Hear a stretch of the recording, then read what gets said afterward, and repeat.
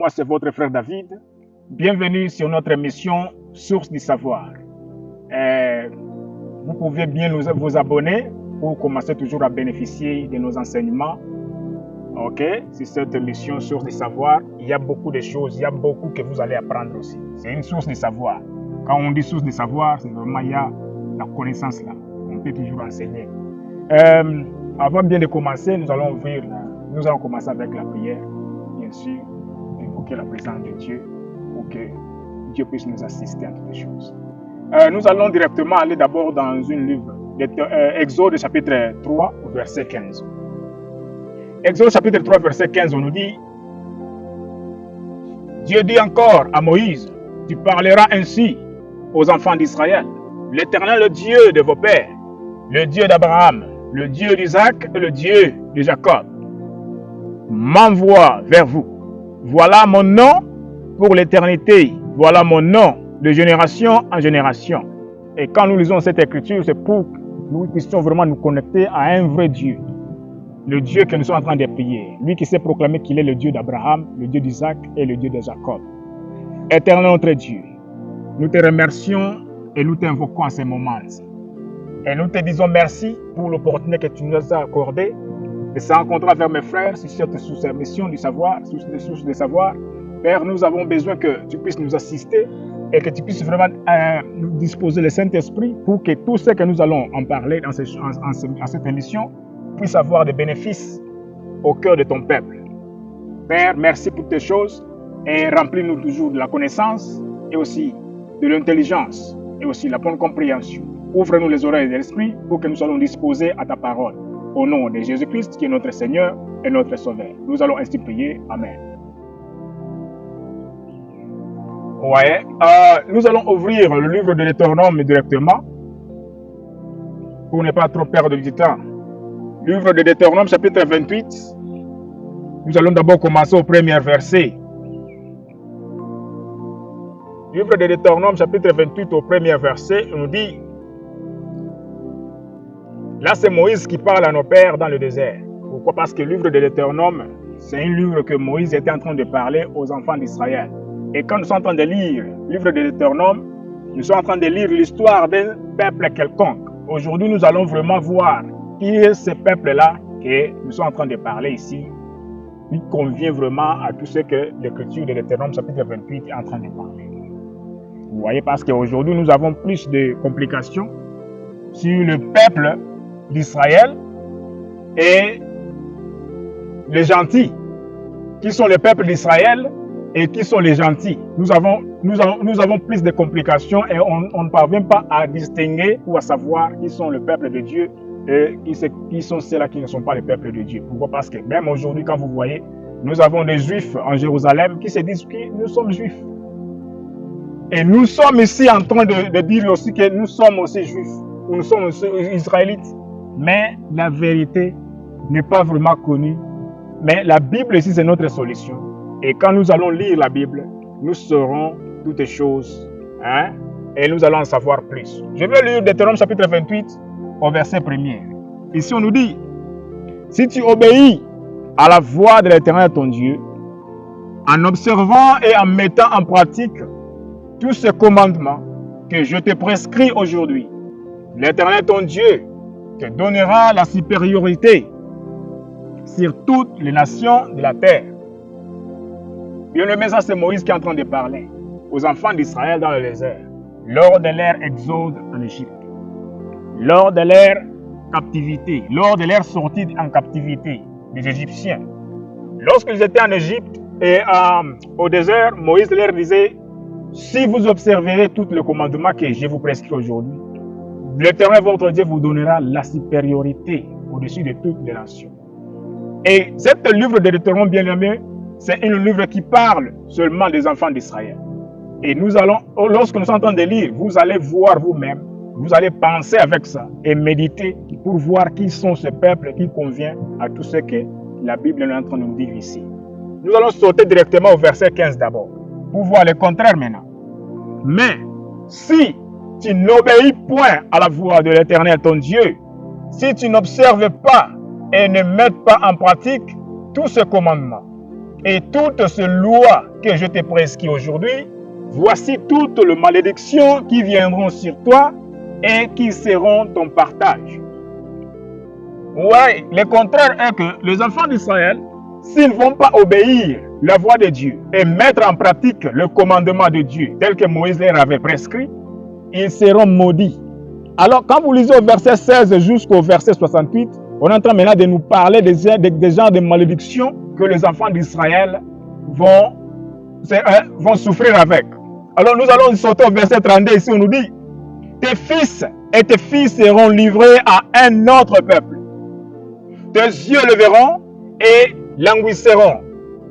languiront tous les jours après eux. Et ta main sera sans force. C'est-à-dire que tu n'auras pas la force de racheter tes enfants. Quand tes enfants seront livrés à d'autres peuples. C'est-à-dire quoi? Ça, c'est la captivité. C'est-à-dire que tes enfants seront livrés à d'autres peuples. Ça c'est la captivité, tout comme tu connais déjà, vous connaissez déjà l'histoire de la traite négrière. Quand les Arabes venaient ici en Afrique, qu'est-ce qu'ils faisaient? Ils arrachaient même les enfants pour les vendre à d'autres nations. Au verset 48, nous allons lire. Verset 48, on dit, tu serviras au milieu de la faim, de la soif, de la nudité et de la disserte de toutes choses. Tes ennemis que l'Éternel enverra contre toi, il mettra un joug de fer sur ton cou jusqu'à ce qu'il t'ait détruit. Tes ennemis mettront un joug de fer sur ton cou. Ça, c'est quoi? C'est l'esclavage. Quand les Arabes étaient venus en Afrique, qu'est-ce qu'ils faisaient? Lorsqu'on nous vendait comme esclaves, qu'est-ce qu'on mettait sur nos coups? Un joug de fer, on nous mettait des chaînes. Vous vous souvenez du temps de Léopold II, quand il faisait travailler nos frères, de leur apporter du ruban. Si tu n'apportes pas des rubans suffisants, qu'est-ce qu'on faisait? On te coupait les mains. Tout ça, c'est la captivité que mes frères attendent de vivre avec nous. Lorsque nous sommes en train de lire le livre de l'Éternel, c'est par rapport aux malédictions qui suivent nos peuples. Parce que la Bible nous dit au verset 46 pour dire que elles seront à jamais pour toi et pour tes descendants comme des signes et des prodiges. C'est-à-dire quand vous serez dans des difficultés pareilles, dans une vie pareille, c'est-à-dire vous êtes en train de vivre la malédiction, vous êtes en train de vivre la colonie, vous voyez, tout comme on nous avait colonisés.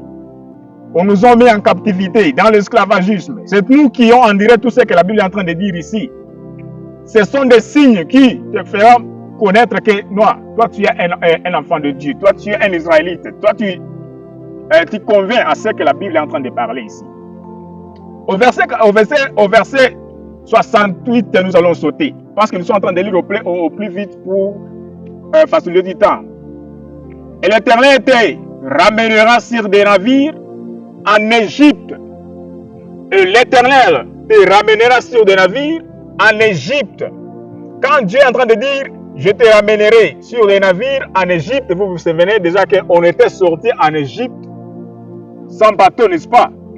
L'Égypte ici, on nous fait quoi? C'est une maison de captivité, une maison de servitude. Quand tu lis le livre de Deutéronome, d'Exode chapitre 20, verset 2. Égypte symbolise la maison de servitude. Dieu est en train de dire ici à nos pères que je te ramènerai sur des navires en Égypte. Est-ce que nos pères étaient retournés en Égypte après leur sortie avec des navires ou sur des navires? Non. Cette captivité ici, on nous dit quoi? C'est la traite négrière telle que les Arabes venaient ici et les Allemands venaient ici en Afrique, emportaient nos frères vers le chemin d'Angola et le Congo pour les vendre au Brésil, pour les vendre à l'Inde, pour les vendre en Amérique. Vous voyez? Alors, c'est ce que la Bible est en train de nous dire, que je vous amènerai en captivité. Je vous amènerai en captivité, cette fois-ci avec des navires. C'est ça la traite négrière dont on est en train de faire référence ici. Et tu feras ce chemin dont je t'avais dit, tu ne le reverras plus. Là, vous vous offrirez en vente. Ce n'est pas que vous vous offrez en vente, il y a des Bibles, différentes traductions. Normalement, il faut qu'il y ait un vendeur et la marchandise et un acheteur. Vous voyez, Là, c'est-à-dire quoi? Celui qui te prend comme la marchandise, c'est celui-là qui va te vendre à d'autres peuples comme esclave. Ici, on nous dit que et tu feras ce chemin dont je t'avais dit. Tu ne le reverras plus. Là, vous vous offrirez en vente à vos ennemis comme esclaves, comme servantes, et il n'y aura personne pour vous acheter, c'est-à-dire pour vous secourir. Tout comme nous avons le président aujourd'hui, les Africains, qui n'ont ni pouvoir pour faire revenir nos frères qui ont été amenés en captivité en Amérique, en Inde. Vous voyez, nous n'avons pas ce pouvoir-là. Vous voyez, nous n'avons pas ce pouvoir de ramener nos frères, ceux-là qui ont été amenés comme captifs, comme esclaves vers d'autres pays. Alors, au verset 43, nous allons directement retourner d'abord au verset 43 ici, pour voir quelque chose.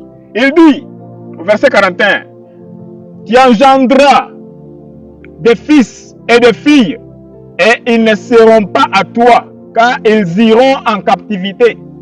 Tu engendras des fils et des filles, et ils ne seront pas à toi, car ils iront en captivité. Cette malédiction dont on a nous parler dans Deutéronome chapitre 28 ici, c'est nous. Donc cette malédiction-là convient à tous ces événements qui s'est passé dans le passé, à nos pères. Vous voyez, donc c'est nous qui avons enduré toutes ces choses ici. Au verset 43, il dit, l'étranger qui sera au milieu de toi s'élèvera toujours plus au-dessus de toi. Et toi, tu descendras toujours plus bas. Voilà pourquoi la vie, quand vous regardez la vie de nous les Africains aujourd'hui, nous avons une vie très bas. Mais les ennemis là qui viennent, si vous voyez un homme blanc qui vient dans ton pays, vous lui donnez la supériorité. Quand vous voyez un homme rouge qui vient s'habiter dans le pays, vous lui donnez la supériorité au-dessus de vous. Là, c'est ce que la Bible est en train de nous dire, que l'étranger qui sera au milieu de toi s'élèvera toujours plus haut au-dessus de toi. Et toi, tu descendras toujours plus bas. Quand vous regardez la vie que nous, les Noirs, nous sommes en train de vivre, c'est une vie très bas. Là, ce sont des choses qui démontrent qui nous sommes. Nous sommes le peuple d'Israël, bien-aimé. Nous sommes le vrai descendant de Jacob. Il te prêtera et tu ne lui prêteras pas. Il sera la tête et tu seras la queue. Pourquoi? Parce qu'ils ont des banques. C'est eux qui fabriquent l'argent. C'est eux qui détiennent toute la manufacture, des usines, de tout ce que nous avons. De tout ce que nous avons besoin. Tout comme on a lu au verset 48 que tu lui serviras au milieu de la faim, de la soif, de la nudité et de la disserte et de toutes les choses, tes ennemis que l'Éternel enverra contre toi. Donc nous sommes là pour les servir aux besoins. Pourquoi? Parce que c'est eux qui détiennent toutes qui détiennent les charges et toutes les usines. Quand tu as besoin de fabriquer des tissus, où est-ce que tu vas pour les avoir? C'est eux qui détiennent tout. Les téléphones que nous utilisons, qui ont des usines de fabriquer tout ça. Je vous donne un simple exemple. Vous avez des minerais peut-être dans votre pays. Mais vous avez besoin que l'étranger vienne installer leurs usines pour commencer à fabriquer. Mais pourquoi nous-mêmes on ne peut pas les faire dans notre terre? Pourquoi? Parce qu'on n'a pas cette autorité-là. On n'a pas cette technologie-là. Pourquoi? Parce que c'est eux qui détiennent tous ces charges-là. Vous voyez? C'est ce que Dieu est en train de nous faire ici, qu'il se révélera toujours plus haut au-dessus de toi. Et toi, tu seras toujours plus bas. Alors là, ça convient déjà à la malédiction que nous sommes en train de vivre ici. Quand tu parviens à penser d'abord par toi-même que la vie que nous sommes en train de vivre ici est une vie très bas. Mais les gens qui viennent vers nous, les étrangers ici, eux vivent mieux que nous. Pourquoi? Parce que la Bible ici a déjà dit que nous sommes sous la malédiction. Et cette malédiction-là, nous sommes... c'est une malédiction parce qu'on ne marche pas selon les commandements de Dieu, tel qu'on a lu ici au verset 1er de ce même livre, que si tu n'obéis pas à la voix de l'Éternel ton Dieu. La malédiction, pourquoi? Parce qu'il y a beaucoup de nos frères qui ne croient pas que c'est nous qui convient à cette malédiction ici. Daniel chapitre 9 verset 11, nous allons lire ça. Daniel chapitre 9, verset 11, bien aimé. Daniel est en train de confirmer quelque chose ici. Au verset 11, il dit, tout Israël a transgressé ta loi et s'est détourné pour ne pas écouter ta voix. Alors, se sont répandues sur nous les malédictions et les imprécations qui sont écrites dans la loi de Moïse, serviteur de Dieu, parce que nous avons péché contre Dieu. Daniel était en quelle captivité? Captivité babylonienne. Et il a confirmé ici que toute malédiction que Dieu avait prévu déjà, que si vous n'obéissez pas à mes lois, la malédiction sera votre partage. Daniel est en train de confirmer ici que nous sommes sous cette malédiction-là. Pourquoi? Parce que vous vous souvenez déjà, nous, Israël, lors de notre sortie en Égypte, on n'a régné que peu de temps. Le roi Saoul, après le roi Saoul, c'était le roi David. Après le roi David, c'était le roi Salomon. Après le règne du roi Salomon, qu'est-ce qui s'est passé? Vous vous souvenez que le royaume d'Israël est divisé. Et après leur division, qu'est-ce qui s'est passé? Le royaume du Nord, ce qui était appelé comme tribu de Joseph ou tribu d'Éphraïm, elle était emportée par les Assyriens. Ils étaient apportés en captivité assyrienne. Et ils avaient même abandonné Dieu en adorant des idoles, en offrant leurs enfants au Baal. Ce qui avait causé même la colère de Dieu de le chasser de sa face pour dire que vous n'êtes plus mon peuple. Et après ça, qui s'était passé encore? Il y avait maintenant la captivité babylonienne, au temps de Jérémie et Daniel, n'est-ce pas? Alors Daniel s'était retrouvé en captivité Babylone au temps de Nebuchadnezzar. Après la captivité babylonienne, qu'est-ce qui s'était passé encore à ce temps-là? Il y avait la captivité des Mèdes et des Perses. Après la captivité des Mèdes et des Perses, quelle captivité qui a suivi? Captivité grecque, au temps de Maccabée. Après captivité grecque, quelle captivité que nous sommes jusqu'aujourd'hui? Captivité romaine. Même lorsque Jésus-Christ est né, il est né sous la captivité romaine. Parce que c'était déjà des Romains, comme Hérode, qui étaient déjà en charge comme roi des Juifs en Jérusalem. Donc Jésus-Christ était déjà en captivité romaine. Et jusqu'aujourd'hui, nous sommes sous cette même captivité. Vous vous souvenez aux années 70, qu'est-ce qui s'était passé à nos pères?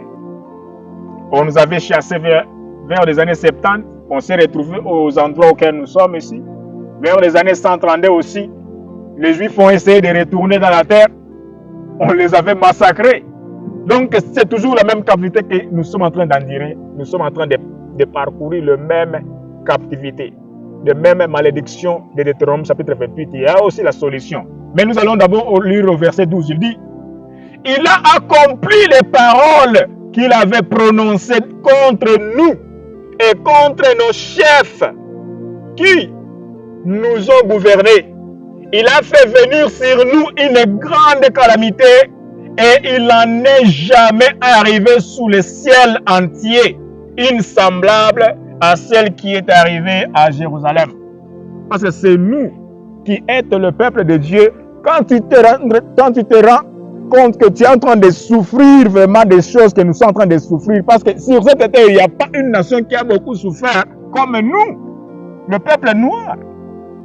Vous vous souvenez, vous voyez déjà que c'est nous qui est qualifié vraiment à la malédiction que Deutéronome est en train de dire ici. Premièrement, quand le peuple, les Arabes là sont venus, les enfants d'Ishmaël, qu'est-ce qu'ils faisaient au temps de Tipo-Type? Ils nous capturaient pour nous vendre ailleurs. Et quand ils nous vendaient, ils mettaient quoi sur nos cou? Ils mettaient des chaînes pour qu'on ne puisse pas s'enfuir. Et là, ceux-là qui sont restés derrière, ils ont été colonisés. Ils ont été colonisés. Alors si c'est nous, si ce n'est pas nous, alors regardez d'abord ce que Dieu est en train de dire dans Révélation. Livre de Révélation. Ok?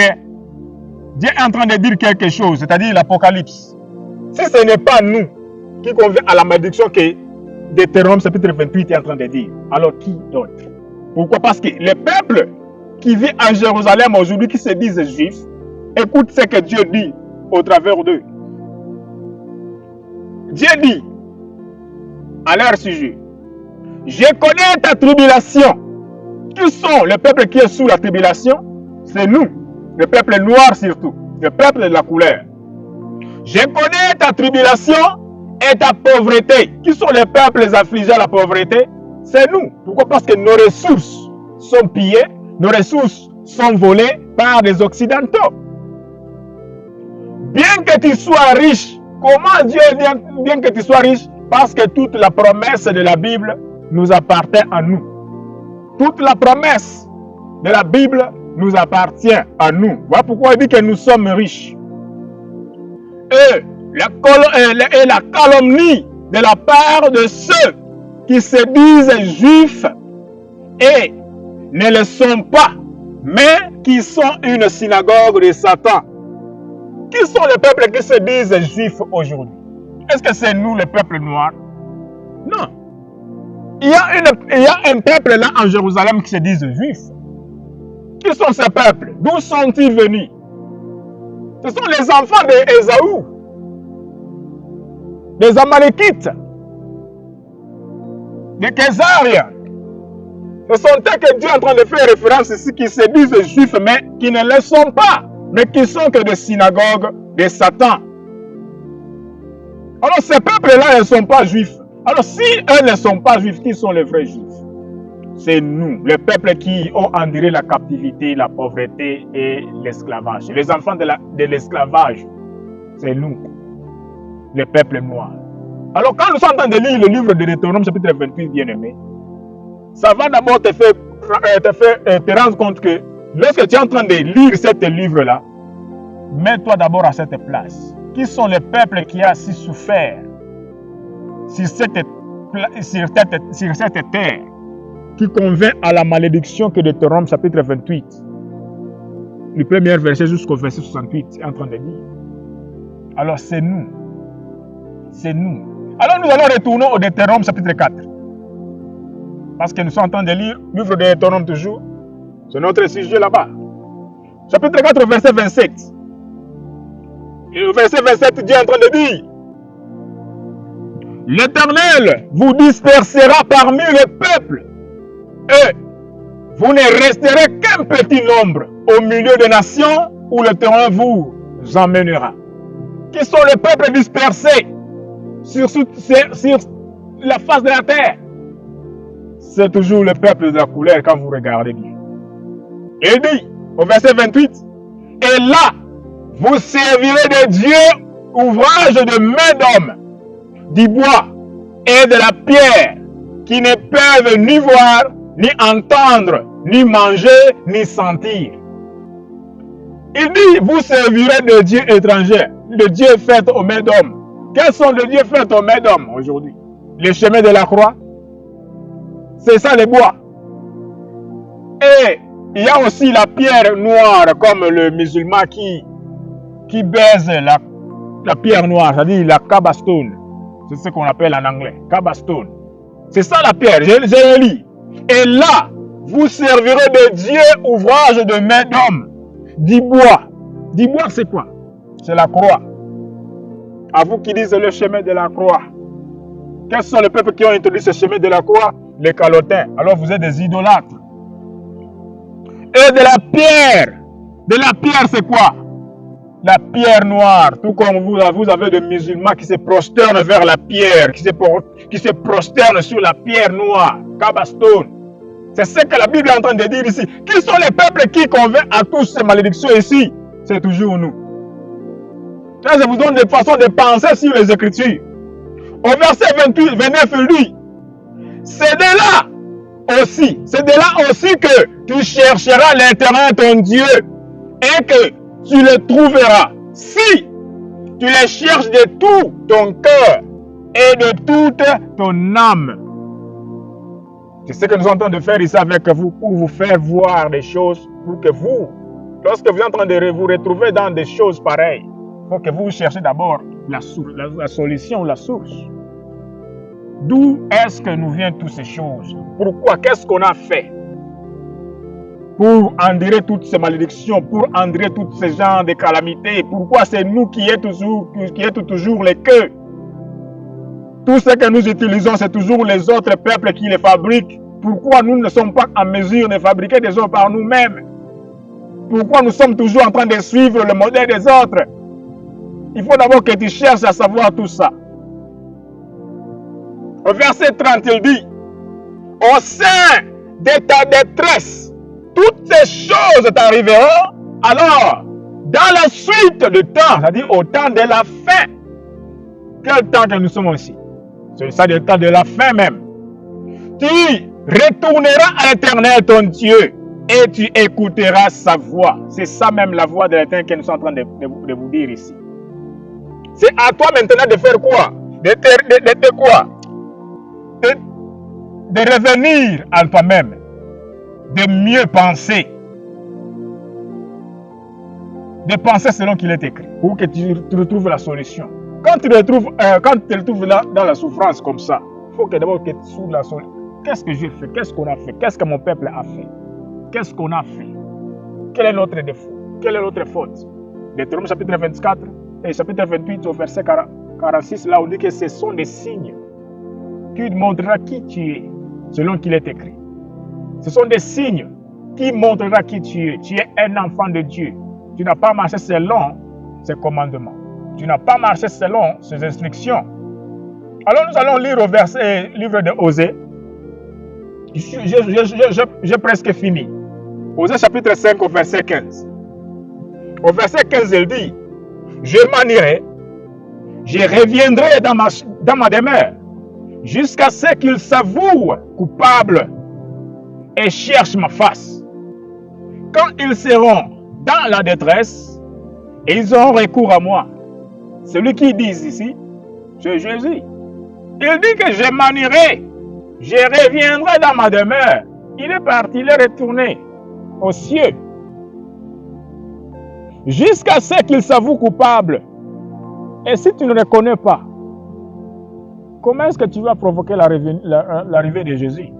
Il faut d'abord que tu reconnaisses qui tu es, pour que tu puisses faire quoi? Pour que tu puisses te repentir tel qu'il est écrit dans Actes des Apôtres, chapitre 3, au verset 19. Et aussi, tu cours d'autres versets, c'est là que ça va provoquer maintenant l'arrivée de Jésus-Christ. Parce que si tu ne reconnais pas ces choses et que tu ne te repens pas, vous verrez que même Jésus-Christ va toujours retarder et tu es en train de donner toujours l'autorité à l'ennemi qui t'opprime aujourd'hui. Alors c'est le temps pour nous de faire quoi? De revenir aux Écritures, de revenir à notre identité, de revenir au vrai sens. Pourquoi? Parce que l'ennemi a fait le tout pour nous aveugler. Comment est-ce que l'ennemi a fait le tout pour nous aveugler? Il nous a introduit la doctrine qui n'était pas le modèle ou la manière dont la doctrine devait être prêchée à nous. Il nous a caché l'identité, il nous a appelés par d'autres noms. Il t'a appelé Congolais, il t'a appelé Africain, mais tu es un Israélite, tu as un nom, tu as une identité. Tu es un peuple de la Bible, tu es un peuple de Dieu. Il t'a introduit un Jésus européen pour que tu te perdes. Alors tout ça, nous sommes là pour faire quoi?